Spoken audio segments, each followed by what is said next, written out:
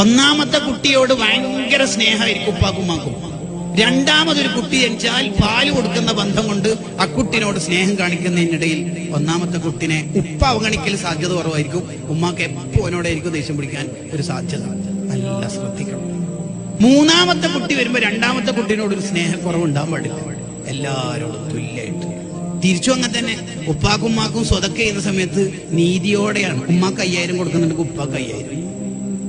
നീതി ഉണ്ടാണ് ശിഷ്യന്മാരോട്, അനുയായികളോട്, തൊഴിലാളികളോട്, എല്ലാവരോടും. നബി സല്ലല്ലാഹു അലൈഹി വസല്ലം തങ്ങളുടെ അടുത്ത് ഒരു സ്വഹാബി ഇരിക്കുമ്പോ ആ സ്വഹാബിന്റെ ഒരു കുട്ടി ഓടി വന്നു ആ കുട്ടിനെ വാരിയെടുത്ത് ചുംബനം കൊടുത്ത് മുത്തം കൊടുത്ത് മടിയിലിരുത്തി. ഇതേ സ്വഹാബിയുടെ അടുത്ത കുട്ടി ഓടി വന്നു ആ കുട്ടിനെ വാരിയെടുത്ത് മടിയിലിരുത്തിയപ്പോ തങ്ങൾ പറഞ്ഞു, നീതി കാണിച്ചിട്ടില്ലല്ലോ മോനെ. അതെന്ത്? ഒന്നാമത്തെ കുട്ടിക്ക് മുത്തം കൊടുത്തിട്ടല്ലേ ഇരുത്തിയത്, രണ്ടാമത്തെ കുട്ടിക്ക് അത് കൊടുത്തിട്ടില്ലല്ലോ.